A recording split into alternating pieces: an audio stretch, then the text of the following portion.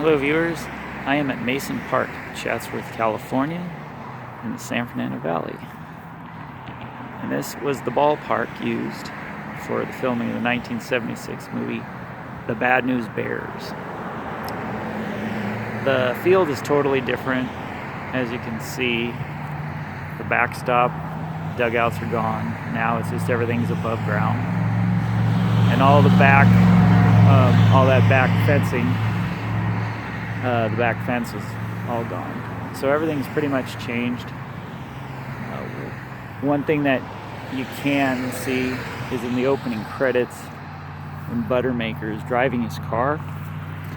When he's coming down the street, Mason Avenue is much wider now. But one thing you can see in the video, or in the movie, is all these telephone poles. You can see this line of telephone poles as he comes down.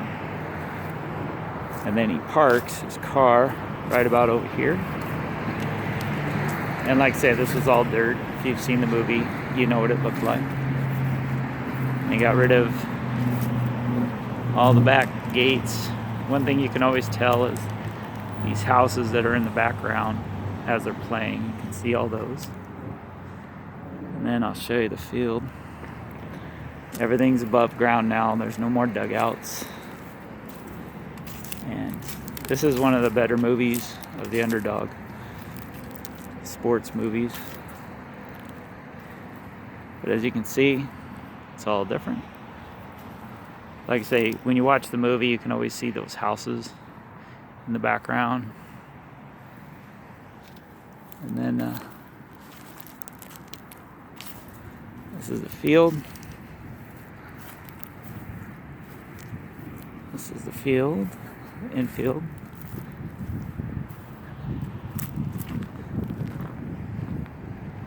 On the shot, when they pan away at the end of the movie,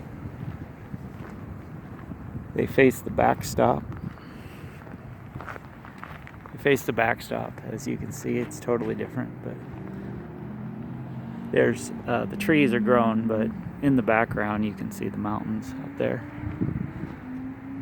So I just want to give you an idea what it looked like. So that would have been the bench area where they were sitting over getting introduced. And then you've seen the movie. There's a couple things in the movie. It's a comedy. It probably wouldn't be allowed to be made today. But a couple of things that always stood out to me in this movie was when Reggie's playing third base and the ball gets thrown to him. I think the Yankees are playing and he slides into third and he doesn't tag him. He doesn't, and you can, so he's safe, so you can hear somebody from the stands over here, sitting in the stands, you can hear him yell to him, "You got to tag him, dummy," which I always thought was a little strange. Kind of an odd thing to say to a kid learning how to play ball.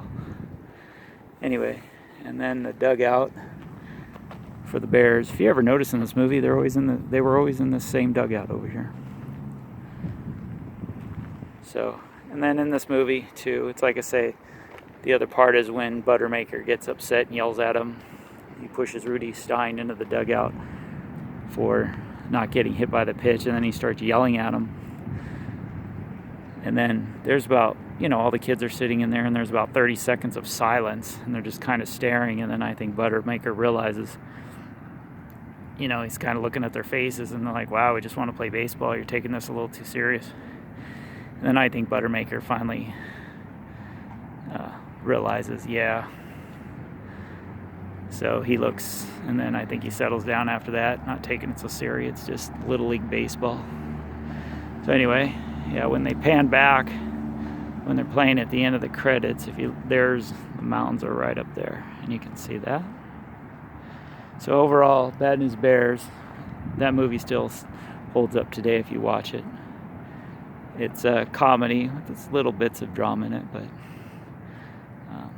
if you're like me, you grew up with watching it anytime it's on. Anyway, I just want to show you the park. It's all different now, but you get the idea. You can picture it. And then, as everybody knows, I love the part, the end. Spoiler alert, but the ending of the movie, is the best part. So the ending of the movie, the way it ends, is what makes that movie great. So anyway, that's it. I just want to show you the Bad News Bears field. No more backstop, no more fence and different backstops. And there you go. All right. Thank you for viewing.